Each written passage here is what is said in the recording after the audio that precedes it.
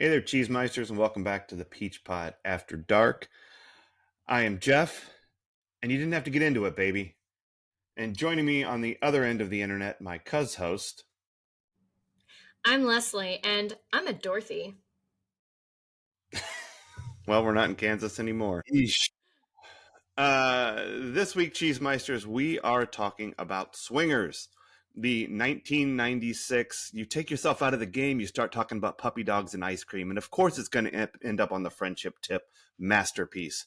Directed by Doug Liman, written by Jon Favreau, starring Jon Favreau, Vince Vaughn, Heather Graham, Ron Livingston, Alan Desert, I'm not sure, Patrick Van Horn. We Desert, okay. There was no in his IMDb for this movie, but that's how he's listed. So it's like as dessert, or desert, I guess. We are watching this in conjunction with season 3, episode 20, Parental Guidance Recommended, because we wanted to watch a movie about a breakup. Our spelling connection this week is the aforementioned Alex Desert or whatever. He was in the pilot. He went jogging with Brandon around the track after Marianne Moore and was asking him about it. And Brooke Langton, who played Nikki, and she was in an episode of Melrose Place, or not an episode. She was in Melrose for a minute, among other things. So, yeah, she had a run. All right, so this was your first time seeing Swingers. It was very much not mine. So, tell me how this lands as an almost 30-year-old movie. Also, how it lands for a woman. That's the better question. There's It landed better. difference.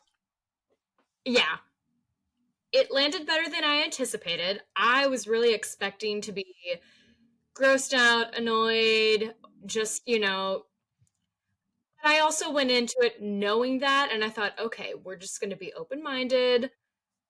It's 1996.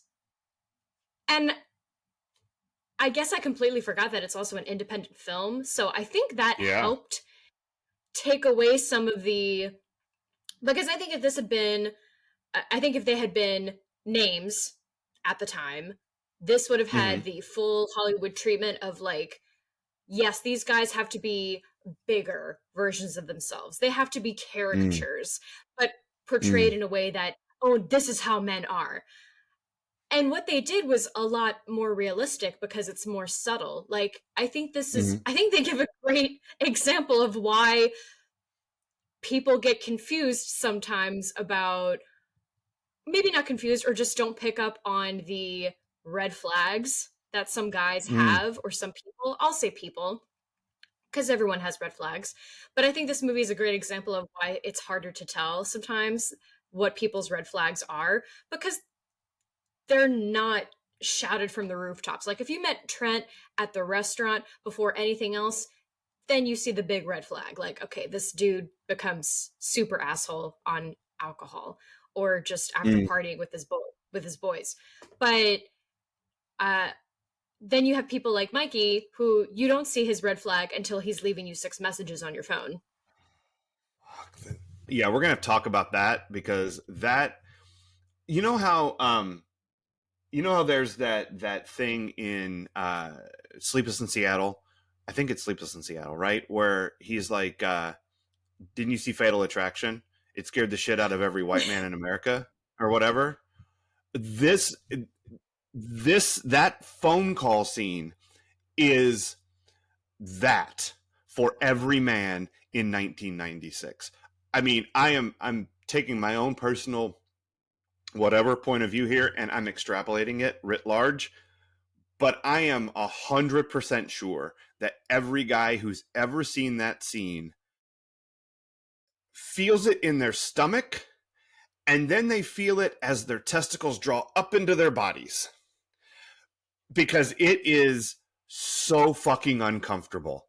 It hurts. It hurts every part of you because you see yourself so strongly in that moment of being, I just don't do no, stop it, don't do that. Oh no, you're calling it again. It's awful. See, but that's cute that you think maybe even more than a handful of guys watching that scene see that and think, "Oh god, that's awful. I would never do that." Or have any self-awareness about it at all because No, it's not I would never do okay. that. It's I'm certain I've done that. Well, that Like I still think I'm that's cute that you think that guys have that kind of awareness that they because from my experience, they think they've never done anything wrong to hurt a woman. It's very much Brandon and Dylan of like, I don't hit you, so I haven't done anything wrong. Gotcha. Okay, here's the difference in what I'm saying versus what you're hearing. I'm not saying that what Mike did is an act of aggression against this woman that is like something that he's doing to her. I'm saying this is something Mike is doing to himself. This kind of self-sabotage, this kind of just stepping on your dick over and over and over and over again. That's what I experience in that scene. It's not Nikki sitting there listening to this guy calling back over and because I've never been in that position. I'm the person who's going, "Oh fuck, I think I fucked that up. If I can fix it if oh shit, again?" Like Yeah. I haven't done that exact thing with the phone calls, but like I watch that, and this is how guys watch that scene. We watch that scene as a guy who doesn't know he cannot stop himself from doing the stupidest thing possible. Got it. He doesn't see it. He's doing it anyway. Oh my god, you only know in retrospect how fucking bad that is. Yeah. You know, cuz when you're in the moment, you are like you need to express something. Like you're trying to connect with you're like trying to prevent the inevitable, whatever. You know, like I tell you what, I have done that, not over and over and over. But I was dating someone and we're going to talk about this today. This is confessional time a little bit. Is this your most triggered episode? Do you finally have one? It's triggering. Um, and here's why. So this movie comes out in 1996, and for anyone who doesn't know what this movie's about, goddamn, we're rambling. But it's about this guy Mikey who moved out to California to pursue his dream of being an actor and a comedian, and his girlfriend of 6 years breaks up with him when he leaves, and he is trying to get over it and cannot get over it. He is stuck with this relationship he can't get out of his head, and he's also not succeeding in life the way he wants to be professionally. Everything just sucks for him. Like he just feels like it's terrible. But he's got these friends. He's got Trent and he's got Rob, and he's got Trent's friend Sue, a boy named Sue. He's a good guy. Fucking bashed the guy's teeth came out, but he's good. He's a cool guy. Um, uh, and Dudes.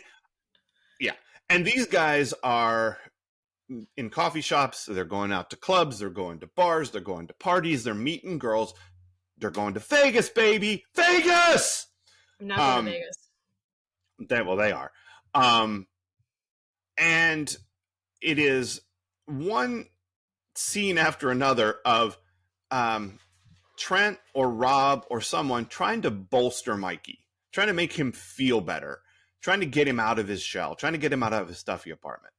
And Mikey not wanting to be one of those assholes. You know, like having a conversation with some girl who's always looking around the room trying to find out who is more important that she should be talking to. And he's supposed to be all impressed because she's wearing a backpack. Which fuck me if that sentence doesn't feel true. Especially 1990s. The backpack thing is like, it's such a, That was a it's, level of importance? no, but it's a level of detail that is accurate. Like there's just a feeling of like I'm just supposed to be like, oh, you're wearing a fucking backpack or whatever. Like it doesn't have to be a backpack, but it's a thing. Like I'm supposed to be impressed because you are presenting whatever this way it is. Um, and you know, over and over and over, Mike is just stepping on his dick, and Trent is, trying to pump him up. You got these claws and these fucking fangs, and you don't know how to kill the bunny. You know, I want you to be the guy. I don't want you to be the guy in the PG-13 movie that everybody really hopes makes it happen. I want you to be that guy in the rated R movie that we're not really sure if we like or not. Like he's given him the pep talks over and over throughout the course of this movie, um, until like, and Mike never really listens to them until he gets to the point where he finally meets someone he is ready to talk to and who is ready to talk to him. So this is a movie about a guy dealing with a breakup, like really dealing with a breakup. This movie comes out in 1996. I had a 2.5-year relationship that ended in the middle of 1996. So when this movie comes out, I am in my Mikey feels, like real hard. Like even before this movie comes out, I am in this like, I know one's ever going to be as good as my ex-girlfriend. Like, why am I even trying? All these guys are fucking assholes that are out here.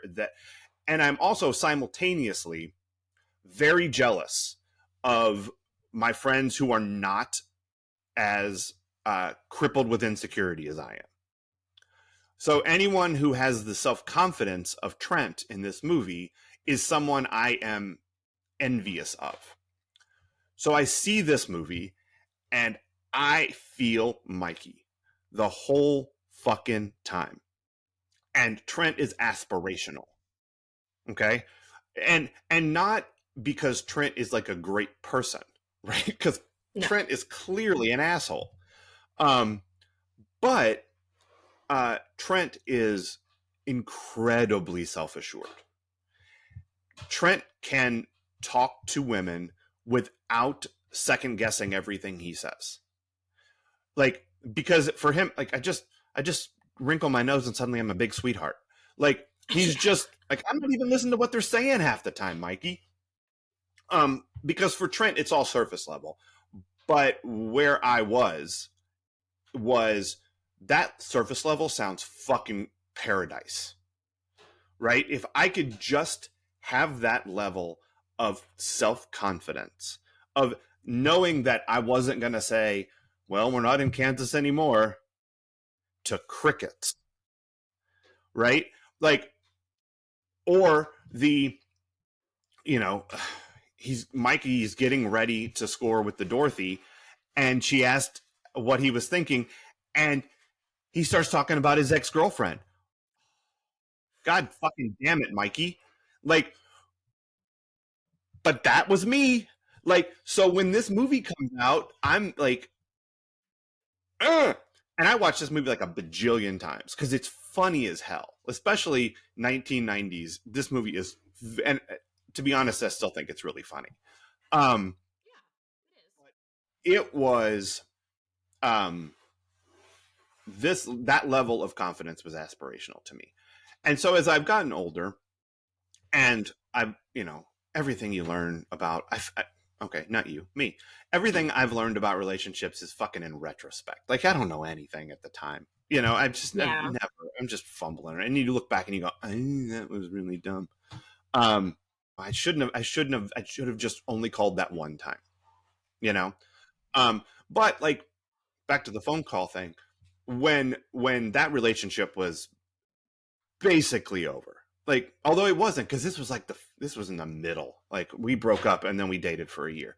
But like in the middle, we broke up, and there was a day where I must have called 7 times and just left messages because I just want, if we could just talk, like I could fix whatever this is, like we can get past whatever, all of it. I did that. I didn't do it at 3 a.m, like a lunatic, but I did it throughout the course of a Saturday like a lunatic.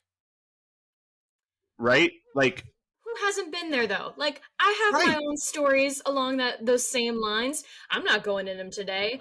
But been there. Have also, Mhm. you know, have also reacted in a way that it would be deemed lunatic.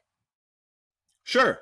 Because we all go to the zoo sometimes. I mean, that's what it is. Like we all are lunatics constantly. Um and this movie, so I was wondering when I watched it now this time. It's like I haven't watched this movie in a few years. I mean, I've seen it in the last 5 or 6 because it was just on Showtime or something, and I happened to catch it, and there it is. I'm in. I'm, like if we're pulling up to Vegas, I'm probably there for the run. Like I'm there for the whole fucking thing. So, but I was wondering, like, am I gonna view this as a, like, did they really make Trent seem to be laudable? Like, is this movie so far off from present day mores that it's going to feel real, like, oh, they were shining the light on the asshole, but it's not. Yeah, I would agree.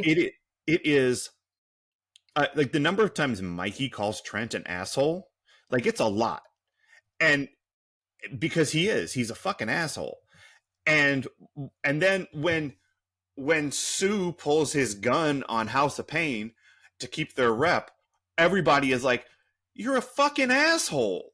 Like, anyone who does asshole shit in this movie gets called on doing asshole shit. There is consequences for being an asshole in this movie. Um, so it's very much centered from there's no morality judgment on Trent or Mikey or any of the guys except for fucking Sue with his gun. Somebody's gonna Yeah. hijack a fucking K car. Um, but there is but it's what the movie is about at its core is the friendships and these guys helping him through this breakup, Yeah. which is touching. I think that's why I liked it because it Yeah. ended up being more about friendship and Mm-hmm. less about guys being dudes as the Vine is. Like Right. it again, it helps so much that this was an independent film. If this had had more money backing it, if this had had Hollywood CEOs all over it, it would have been garbage. It would have been The Hangover, which, is funny, but it's gross and it's not a movie for me. Like this, I can relate to friends. Mm-hmm. I can relate to people hanging out. I can relate to helping a friend get over a breakup, or again, being Mikey and being that person who's wallowing the whole time and your Mm-hmm. friends are just trying to be there for you. Like, it's crazy how relatable I still found this to be. Mm-hmm. And like, yeah, it aged fine. Of all the things Yeah. we've watched, like, you know, these characters still exist, these stereotypes are still allowed to be like, we call people out on their assholery, but at the same time they're still allowed to be assholes and get away with shit, like, Sure. Sure. you know Yeah. It's I find it to be um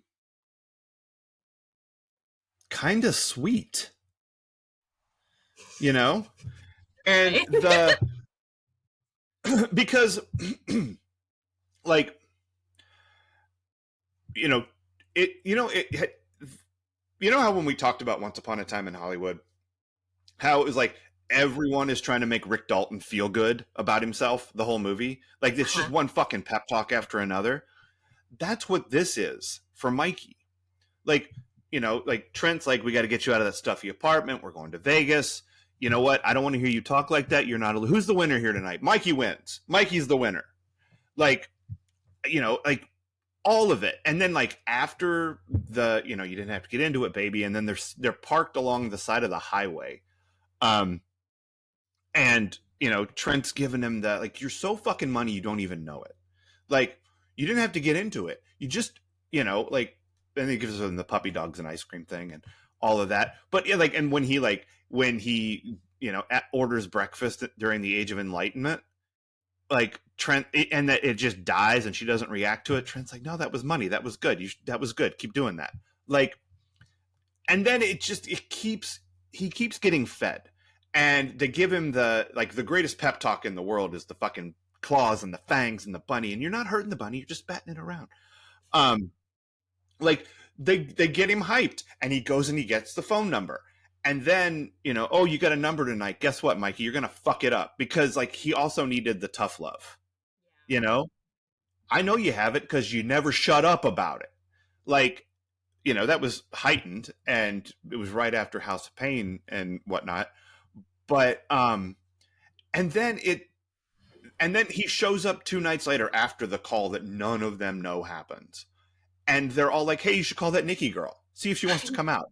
Not your type? That's cool. Like, let's go." And then when he's finally, dude, it's fucking on. It's on. God bless that kid. It's on. Yeah. Like they're just cheering him on the whole movie. Yeah. And like their advice is unhelpful. Like 90% of what they tell him is so unhelpful, except for that it helps him get through it. Yeah. To the point where when he goes and he talks to Lorraine at the end, he's so himself. Mm-hmm. Like the quiche. Oh, I see my reputation has preceded me. Like, he's self-effacing, and he's honest about where he is with this breakup thing, and she's in the same place, and and then the connection happens, and it's just these friends trying to help this guy. Yeah. And I think that's awesome. Like, they don't know what they're doing either, but they're trying. Yeah. Like, even the you throw something at the wall and see what sticks. Yeah. And like, and it even like the first conversation in the movie is, like, you have to pretend to forget about her, and well, what if she calls back? See, that's the thing. They know not to call back until you've actually forgotten about them. Like, you have to actually forget about them, and then they're going to call you back. And like, of course, that's what happens at the end of the movie. Like, Mikey has turned that page, and it is so, it's almost a like Rocky beats Apollo moment when he hangs up on her in the middle of her saying, "I love you." Oh my God, yeah. You're like, fucking Mikey. You're so money, Mikey. Great. You don't even know it. You're living the dream. Like, it's so, it's just go, Mikey, go, Mikey, go. Like, the whole movie, you're just like, you're kind of rooting for this little engine that could. Yeah. And then he fucking does. And I don't know, swing dancing. I know, you're reminding me, because I was rewatching some clips before we started. Like, again, I liked this movie, and there were parts of it that I thought about rewatching it last night, which I don't normally do with the movies that we watch. But I'm regretting now not rewatching that entire final thing between him and Lorraine, because it is so great.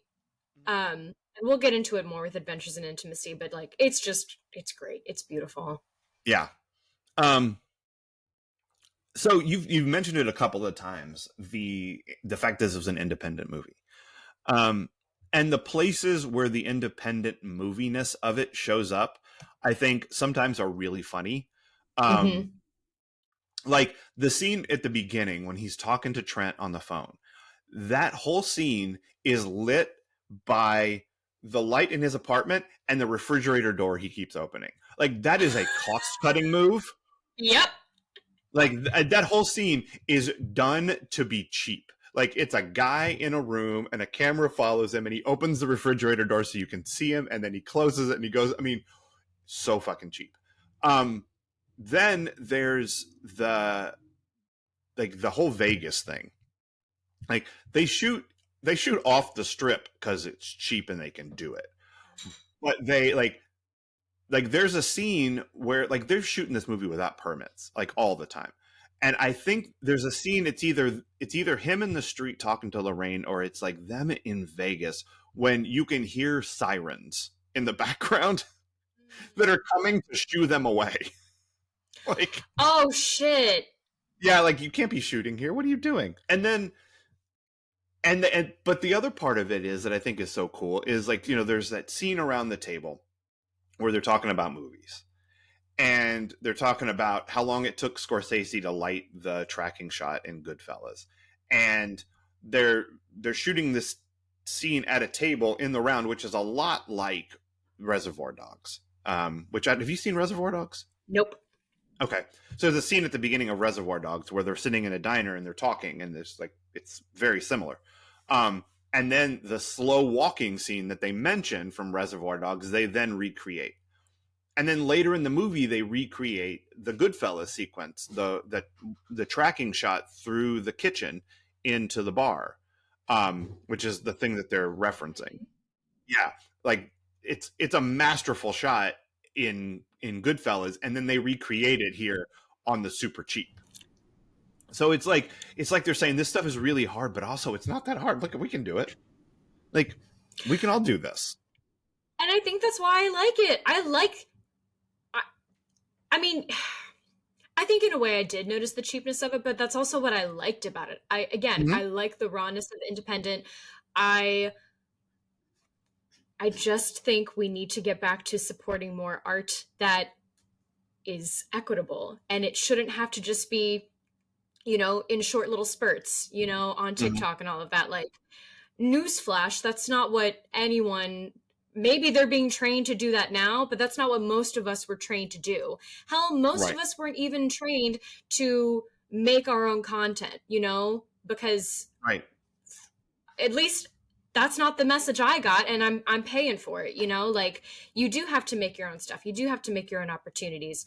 But again, doing that on the cheap is tough, and these guys are so fucking lucky that they had their group. And yeah, I mean, what's crazy is that it's so much easier to do it now. Like, it's so much easier. No, it totally is, because you can do almost everything they did in this on this. Like, you can shoot your movie. You don't have to go rent camera equipment. You can edit your movie. There's no film. You don't have to go someplace. You don't have to pay a editing house to do. You can do these things. You can even distribute it for free. Like, we're doing this. We couldn't do this in the 90s. Yeah. I know you're right. I have my own mental hurdles about it. So, no, of course. It's like anything to be true about yourself.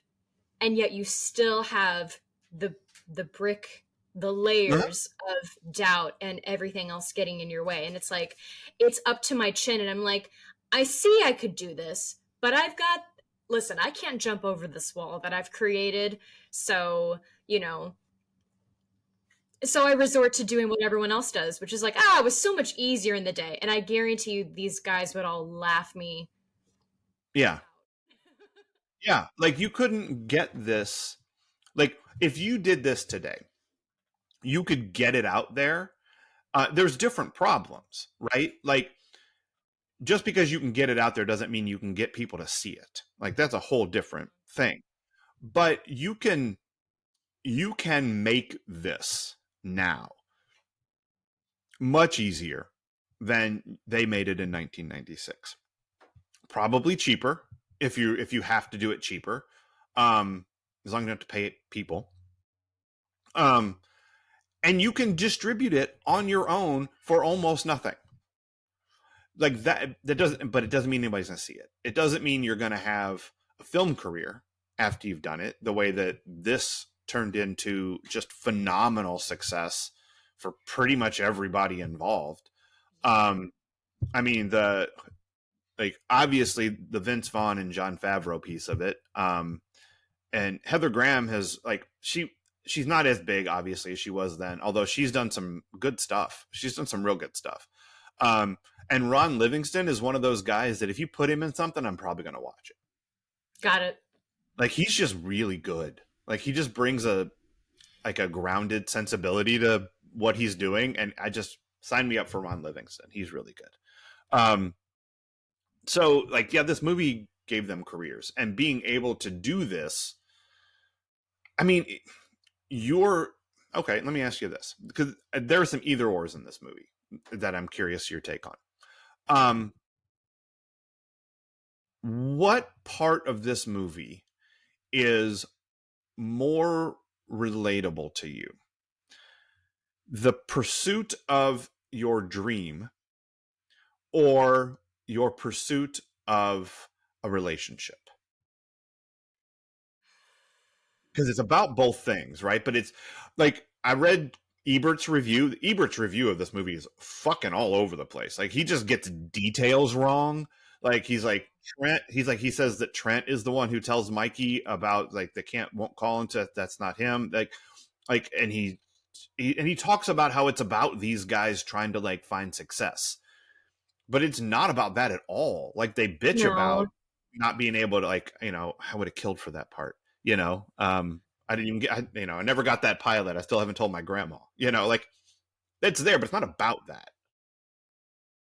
I'm thinking back to that scene because I just watched it too, where Alex Desaire's character comes in and he's playing it cool, and the other guys are because they know he's cooler. They're trying to talk about like, oh man, yeah, I had that. How did that one audition go? Or I got that pilot. Yeah, I also saw you pilot season. How'd it go for you? Like the the networking of it all while also playing it cool that it didn't devastate you that you didn't get this work. Mm-hmm.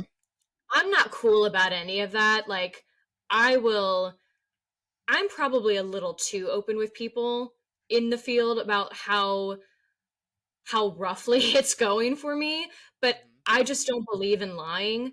I feel Sure. like there has to be again, it's there is a space for you somewhere in this field. You just have to find your people who see you Mm-hmm. and can put you in stuff. Yeah. And unfortunately, all of my people are in Louisville and have to have real jobs on top of creating. Right. Um, I'm here in New York trying to make it so that I can bring you all in. Um, so I relate a lot to that. We need to be going out and finding the people that Mm-hmm. are important and talking to them because it could lead to work. Um, However, sadly, more often than not, I end up in a room with people who are in that's the thing everywhere. You end up in the same room as others like you Yeah. know? Now, you get the people who are really good at amping themselves up like Trent and making themselves sound like or even Alex Desaire, he's like, I didn't get that one, whatever, rolls off your back. Um, but he at least gets to say he went in for Deep Space Nine. Like that's a big Right. fucking deal, you Right. know? Yeah. Um, so I think I relate to both, Yeah. but the the subtleties of networking, of finding your crew, the disappointment of audition season, which is about to begin here in New York. Mm-hmm. Am I prepared? No, I'm doing the things, but like, trying to But it's the network more. same. Like It's I think this movie is like it's the same thing, right? Because you were talking about the hurdles the wall you built, the things you've put in your own way. Um, that's what Mikey's doing with his relationships. Like he has to overcome those hurdles that he's put there in his own way. And that's when Rob is like, look, if you came out here and the only reason I came here is because you're doing so well. And Mikey's like, my life's a disaster. And he's like, well, if your life is a disaster, then mine is total shit. And you're talking like, oh, like oh, I went in for this, I went in for that, I didn't get it. Mikey talks to this girl, he talks to that girl, he doesn't get it. Like it's not until he gets it that he gets it. And it's mm-hmm. the same struggle. It's the same attempt to be accepted, to find the thing you're looking for, whether it's love or whether it's, work, it's the same process. And the fact that they've got each other to say, you got this, you're so fucking money. Like, Yeah. that is, we all need that for both parts of our lives.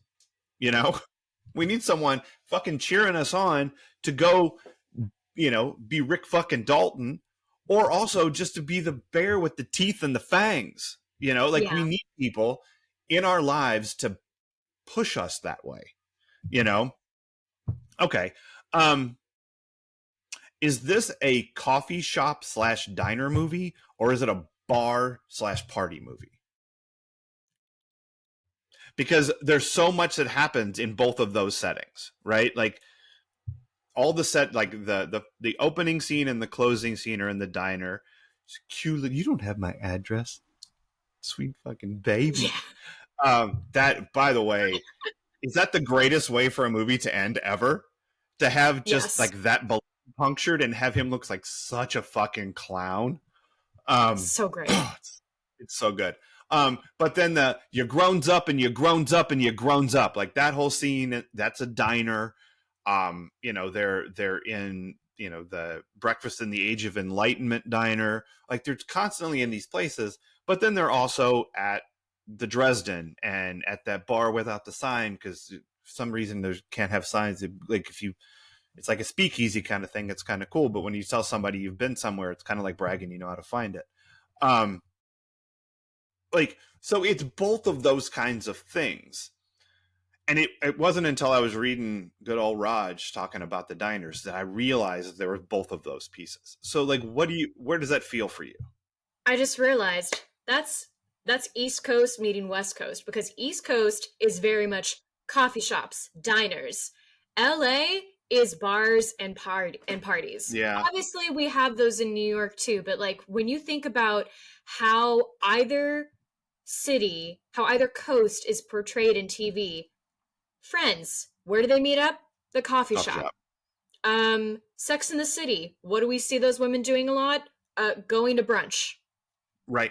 Diners. Like, yeah, it's crazy. As someone who grew up with Waffle House, Mhm. like a nice restaurant, and then to come to New York and see these kitschy fucking diners trying to charge me $20 for breakfast. Oh, 20 yeah. plus? What am I saying? It's more than that. Yeah. It's stupid.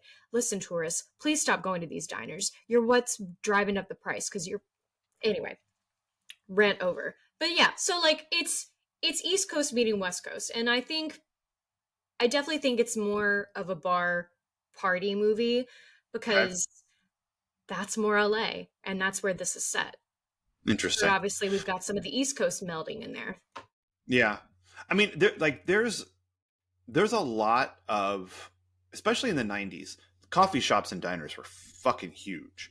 But like, the beginning of Reservoir Dogs takes place in like a diner. The whole that fucking Honey Bunny, and it's the wallet that says bad motherfucker on it. That's a diner in Pulp Fiction. In The Big Lebowski, you want a tow? I'll get you a tow. I can get you a tow by 3 p.m. Like, there's there's a whole lot of diners in Los Angeles set movies, especially in the 90s. It's a big, big thing. So this movie fits right in there. That'd be interesting to just like go look at like the best diner scenes for movies. Because there's a lot of good stuff. Like, it's, a lot of fun things are set in situations like that. And I'm probably forgetting like some big ones, that are just not popping to the top of my head. But You've gotten some big ones already listed. Yeah, I mean, there's just there's good diner shit, and this fits in with good diner shit. But it it it's not as top of mind for this movie for me as Mickey and Elaine, and the Big Bad Voodoo Daddy, and the Party in the Hills, and pulling up, and everybody pulling their. Oh my god, they did that, and I went, that's a thing that I'm not privy to, and that's fine. Yeah. I have seen some of those around here. Yep. Um, but I live in Astoria and I'm safe, knock on wood. There are things in this movie and the backpack thing that I was talking about earlier, that are such small details that make this movie feel real Mm-hmm. and of a moment. Like the backpack, the everybody locking their cars up like that. Um, and every time they play that NHL game, those moments are so specific and real that it makes the whole movie work. And Nice. I actually wrote like a thing down. One of my notes was things Leslie couldn't possibly understand, and it Rude. was no. It's just you. There's no way the realness of that NHL scene. Like, there's no way that watching that now, not in 1996 or 1997, that you could know how real that is. Like, the guy who puts on instant replay 7 times in a row just to show you that he scored on you, 100% accurate. Um, Sitting around watching other people play a video game, 100% accurate. I did so much of that in college. Wow. Um, Mario Kart, especially, because then you wait. I got the winner, and then you get in, you play your next turn, and like the switching of the person in the seat with the control. Take my controller. I'm going to go. All of that so real. The complaint that they took fighting out of NHL '94 because that was the best part of the old game, people were mad about that. Like, that was like when they said that and I first saw it, I'm like, fucking, like, did the Leo pointing, like, that is accurate. I'm gonna And make Wayne Gretzky's head bleed. yes, I'm gonna make Little Wayne's fucking head bleed. Uh, like, doing that on purpose to the person you're playing against, the shit talking, it's not me, it's Ronick, he's good. Like, just all of it is so accurate that it makes you think the rest of the movie must also be accurate. Like, it Yeah. has to be true because the fucking backpack thing just feels true. And that NHL scene it's so funny because it's so accurate. And then they start fighting, slapping him on the head, and like I it's like know. the whole thing. The whole thing is the most accurate possible representation of being a dude in 1997. Is that scene. Yeah. Um Good to know. Yeah.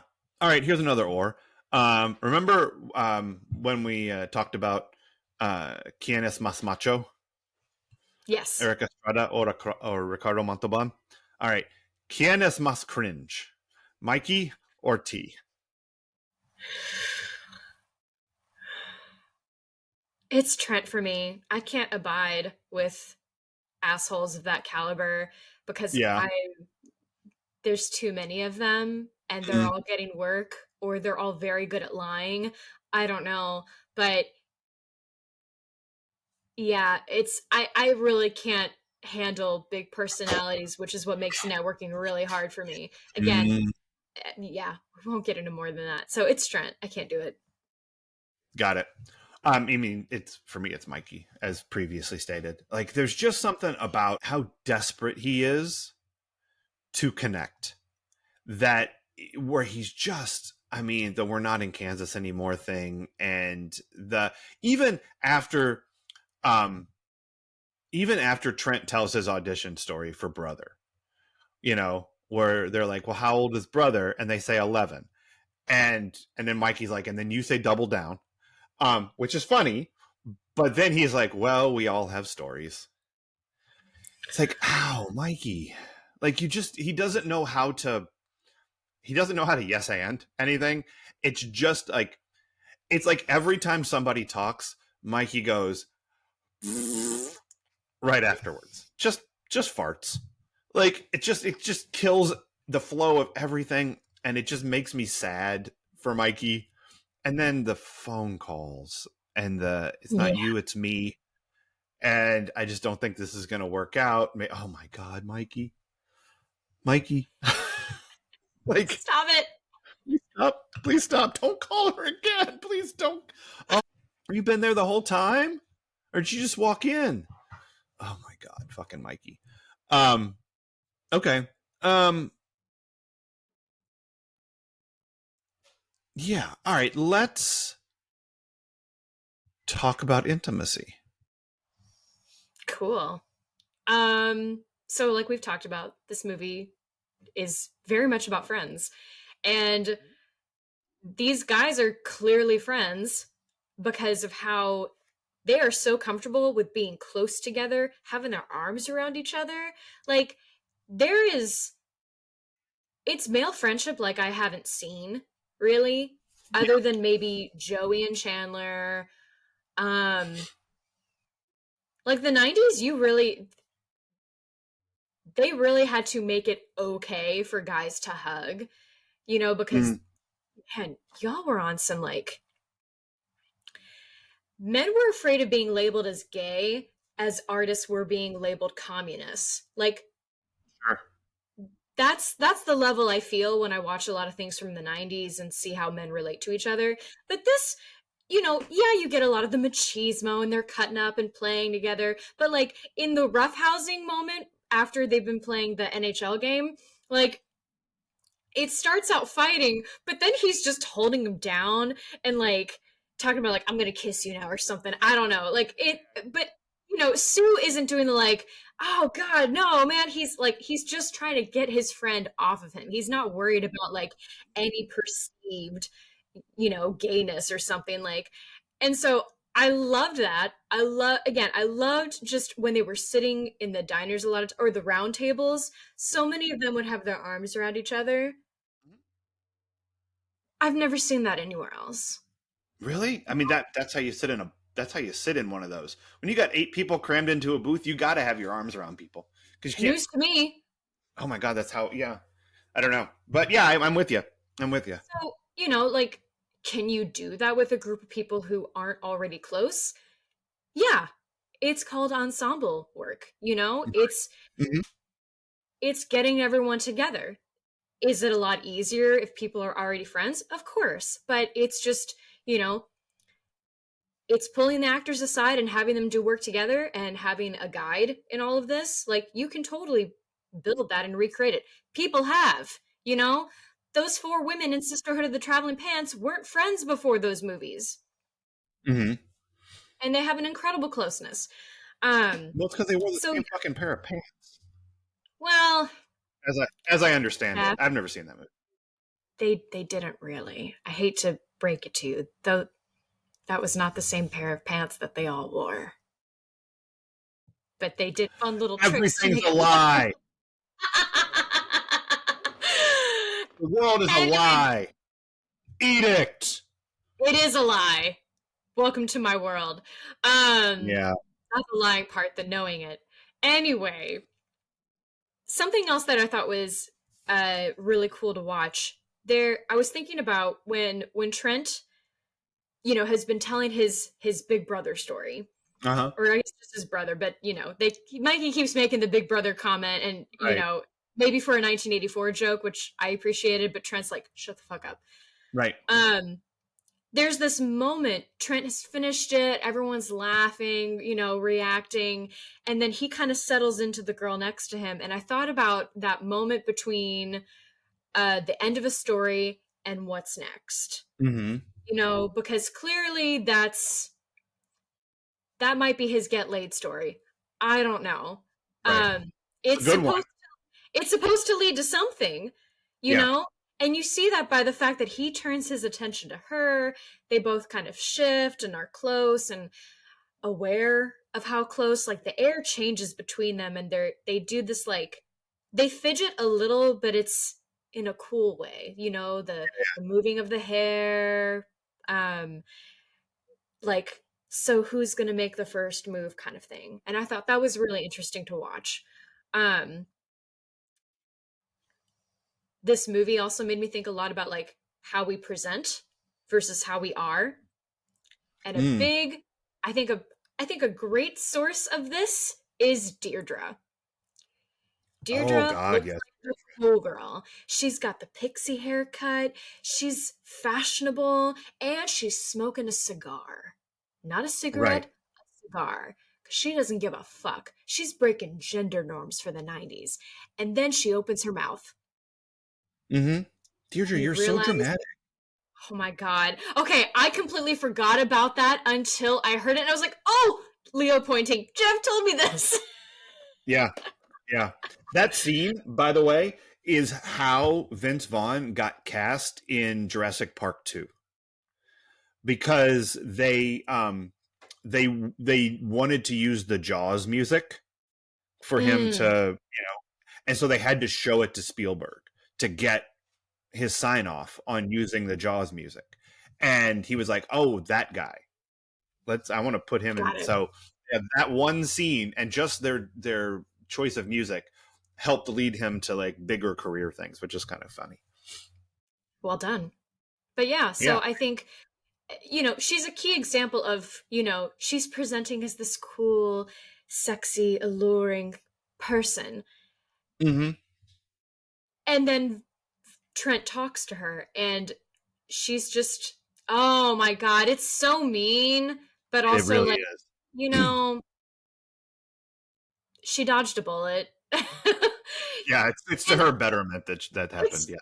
exactly. And you see it, I mean, you see it, I feel, in all networking events with actors, we're all trying to present our most marketable selves, like Alex Dessaire's character presents super cool and he maintains it the best out of all of them, maybe even better than Trent. Um but yeah, and I think there's an intimacy with that in like who you let your guard down with. Mm-hmm. And then let's see. I I mean we've got to talk about Lorraine and Mikey Yeah. because when they one, I think it's really cool that they slow dance first and then it goes into a Uh-huh. fast dance because there's an awkwardness that happens there with, that's really cool to capture because or sometimes you see it fast dance to slow dance. It's like, oh, cool, this is low stakes. And what do we Right. do now? Like that Yeah. I change in agreed music. to do one thing, and now we're doing another thing. But what's really cool here is that they come in to do this slow dance and you can tell they are thinking about the person that hurt them and they are Yeah. missing that person.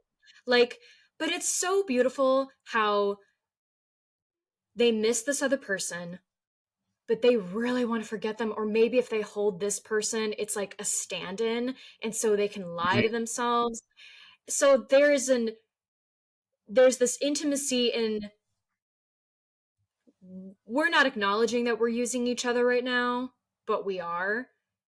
And Mhm. then when the music changes to something fast, and all of this is pretty much said without speaking, by the way. Like it's using eyes. Mhm. It's how you change the space, the open and closing and the air between them. And I forget what exactly gets done. Maybe they move apart a little bit, but like they don't I don't think they drop I don't think they stop touching each other. Like there's still maybe a I hand think you're being right. held. There has to be, Mhm. like yeah, I wanted to dance with you to remember someone else, but like I don't want to stop. So how do we move into a completely different pace? Like to have it set to music is really cool and Yeah. uh an extra ingredient to the intimacy, if you Mhm. will. Um so I loved it. I really wish I'd remembered to watch that again before, but it made enough of an impact on me that I hope I expressed well enough like what is really cool about the scene and Mhm. how they go from I don't want to let go of this person to actually I don't want to let go of you. Mhm. I want to explore more with you. I'm having fun with you.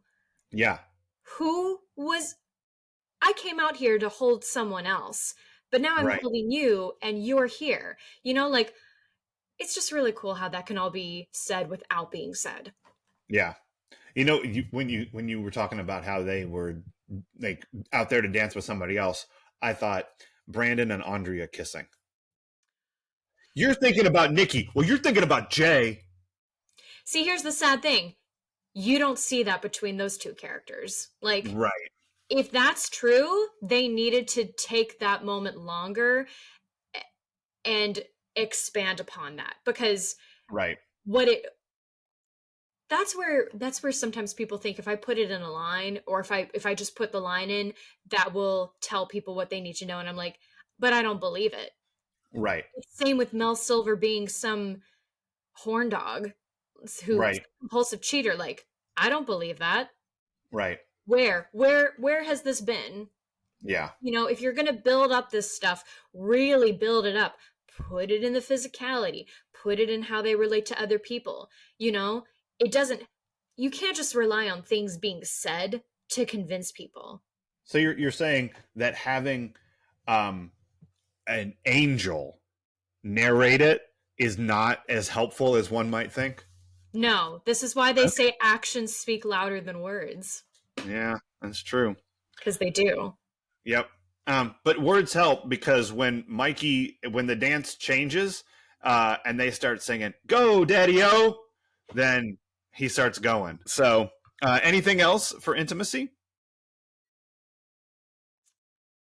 I just thought they had really great chemistry, like the way they're talking to each other, and you know, like they're close, and I think they are against her car, or one of their cars. Hers, yeah, yeah. That's such a fun, real thing that happens. It's like the Midwestern goodbye. You don't really want to leave, so like, oh, I gotta go now. You put on your coat, you talk for 10 more minutes, you get to the door, you talk for 10 more minutes. Like, because you don't want to go, and they don't want you to leave. If they wanted you to leave, they would have made it easier for you to leave. Yeah, that would give you a pineapple. Yeah. I But don't know yeah, what episode it is where I explain that story, everybody, but go back and listen to it. yeah. So I love the slow to the fast. I loved how they shot it, and Yeah, yeah, it's the nice. best. Well, let's go to the Dresden and see Mickey and Elaine, or go see a Big Bad Voodoo Daddy and live in Needle Drop Forest a little bit. Uh, so we've talked about this a couple of times recently with movies whose soundtracks like blew up, and like we just talked about Oh Brother and how that old timey music sort of came back into fashion. And there was something else recently too that we did that was where the music transcended a little bit. What And it was was last also week's movie? it was a late '90s thing too that we did. Um, let's see. Oh, Cruel Intentions. That soundtrack blew Well, up. yes, that was another one. This little stretch here in the late '90s, um, where the music was, it got bigger than anyone would have expected, and the fact that this movie legit launched a swing boom in the late '90s is kind of insane. Yeah. Like, I mean, swing music is fun, obviously, and when you see people who know how to do it, it's really exciting, and like the energy is great. But like, I think that I count you among the numbers here, but you almost don't count because it didn't happen in the moment. The number of people I know who went and took swing classes and learned how to swing dance with their partner because of this. Yours wasn't because of this, right? You did swing, right? You've done swing. I have. I'm Yeah. trying to keep doing it, but it's hard to find those groups and the money, blah blah blah. But yes, I have. Not because of Right. this. Yeah. But I knew a lot of people because of this. One of my best friends, shouts to Sam and Nikki. They did swing. I mean, Sam is who I lived with when this movie came out. We watched this movie about a bajillion and a half times. Nice. And he took that swing part and ran with it. Like that, this is a thing that they have done, and I think he mentioned that they did it recently, and that it just felt really good to do. So, Oh like, yeah, I support this. yeah, I think it's great. It's not my thing, but it's fun to watch. You don't have to play NHL '93; you can just watch somebody do it. Um, but like Big Bad Voodoo Daddy became a band. Like they were a real band, but they became like known from this. Wow. And then Brian Setzer, do you know Brian Setzer, Stray Cats? Okay, there was a song from like 1983 called "The Stray Cat Strut." His band was called the Stray Cats, and it's very rockabilly. After this movie, Brian Setzer puts together an orchestra, and goes out playing swing music and plays the Peach Pit After Dark. So we've got that to look forward to. Nice. Assuming we can find a version of the episode that actually has the performance in it. Oh no. But Brian Setzer Orchestra played at the Peach Pit After Dark and were big because of this. Bands like Squirrel Nut Zippers. Like there were so many. Yeah. There were so many swing and like 90s swing related artists. It became a movement. Which That's is so cool. It's very cool, but it's super weird. Like of all things to like it, I don't think it's weirder than old timey music coming back, but it's kind of the same. I need more community dance groups. I need more of this to happen. But I need to actually live through disco coming back because I missed the last time, and the hustle is fun, baby. I want to do it. Do it. Well, all you have to do is listen to David Silver rap, and then everyone line dances. And Nope. That's exactly the same as disco. No. Yep, it is. It is not. Line dancing and disco are the same. Just is. It's true. Killing me. I don't make the rules. The opening song in this, I definitely danced to in my high school.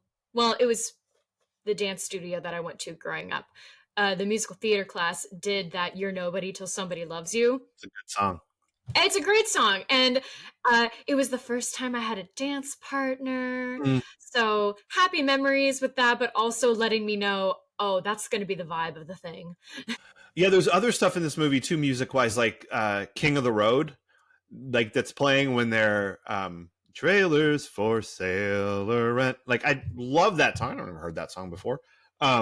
It's great, and there's just and Marty and Elaine playing "Staying Alive" is so fun. Which apparently I mentioned this to you via text, and I don't know this from personal experience because first time I went to Los Angeles was 2 years ago. But Marty and Elaine was a real thing. Wow.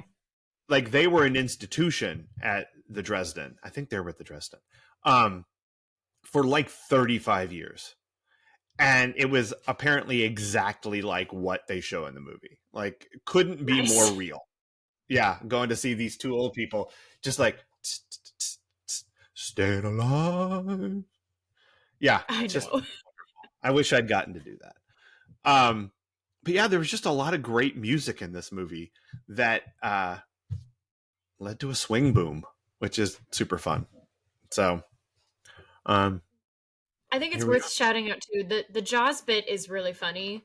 Yeah, like when a man is going in for a woman, they are sharks. Going in for the kill. Yeah, you're not trying to. You don't want to hurt the bunny. You're just batting it around. I know. All right. What else time? What else you got? I was listening to Alex Desaire on Pod Meets World before this because apparently he got that job. So he was on Boy Meets World, for anyone who is not my age listening to this. And he was shooting that during the day and then shooting swingers at night. Oh, that's fun. Fun? Yes, I'm sure in the moment. It also sounds terrible to me. Sure. Like, even as someone eager to work, I'm like, I also know my energy is so low. I am burnout like the majority of people nowadays. So, but yeah, a really cool thing. And, I'm sure getting to work with your friends on one project helps the energy a lot. Yeah. That's like, I can't remember the order of these two things, so it could be exactly flipped. But when Spielberg was shooting Schindler's List during the day, and then going back to his hotel room and editing Jurassic Park. Wow. Yeah, talk about cognitive dissonance. Like, those are such different experiences, and the dude was doing them both at the same time. Is he okay? It seems to be all right. I mean, the fact that both those movies turned out as great as they did is pretty amazing. But yeah, oh my God. Yeah. I know. Yeah, Spielberg's, he's, you know what? He's good, is what it is. He's really He's good. good. I like him. Yeah, I do too. Okay, is this anyone's defining role? I'm sure it is. I mean, Not for me. Like, yeah, that's the funny thing. I have known all of these people in other things. Like, I think is it Rob or Ron? Ron Livingston. I think the character's name is Rob. And that's his friend from Queens, right? Yeah, the one from the, there's the rub. Okay, Yeah, yeah. the See, one that he plays golf for. I see him, and again, Leslie admits to knowing anything about Sex in the City. Unfortunately, I'm like, asshole who broke up with Carrie on a post-it note. Like, Uh, that's what I know him from. sure. What a shame for him. He's done other stuff. He's done better stuff. Yeah, he was in Band of Brothers. He's really good in that. Oh, yes, that's right. See, Leo pointing at our own shit. Yeah, I fucking love Band of Brothers. it's really good. Everybody was in Band of Brothers. That thing was crazy. Every white guy. Fair. But sure, everyone. That was a World War II movie. What are you gonna do? I know. I can. I mean, look, I can still be. They could have had smart a aleck whole about it. storyline with a nurse if you wanted. I'm still gonna be a brat about it. I get it. Yeah, for me, I know Alex Dacer from Boy Meets World. Vince Vaughn, I wish I had known him from this first, because other things I've seen him in, I'm just like, I don't like you. You always play Sure. that guy. You know, Yeah. like, and it's me doing the thing that you really shouldn't do. Like, he plays that guy because he's good at playing that guy. He can play other Right. things. Like, Mhm. he's clearly talented and he's fun to listen to. Mhm. Except I always hate what he's written to say. Sure. So, Yeah. I mean, this obviously this launched him. This turned yeah. him into like a not a caricature, but like this type of guy. He plays, like you said, a bunch, and he's great at it. And Favreau and Vaughn do a like not a follow up, but a follow up to this. They do another movie called Made, like 3 or 4 years later, where Vaughn is basically Trent, except for it never works. So he just looks like a fucking clown the whole movie. Like he looks like such a moron when he's doing exactly the same kind of stuff, but like in a Diddy is in that movie, and Ish. Oh like, no! Like he plays himself, but it is now in retrospect you go, ow, that's not great. But also I doubt they knew that at the time. This is 97 Diddy. It's 2000 Diddy, not 24 Diddy. Whatever. I said Diddy too many times. Fuck. I think Heather Graham's defining role is probably Roller Girl. You haven't seen Boogie Nights. But that's I tried. I quit. Yeah. That's where she broke. And, and that's how people know who she is, because of Roller Girl. And it's a character named Roller Girl. I mean, she wears roller skates in all of her porn. Like that's what it is. She's Roller Girl. Yeah. And then she's in, I've mentioned this movie to you before. I know you haven't seen it, but she's in Bowfinger with Steve Martin and Eddie Murphy, and is really good in it. Got it. But I think it's probably Roller Girl for her, but Lorraine is a close second. It's not Favreau's. No. Because Jon Favreau is like insanely important in Hollywood right now.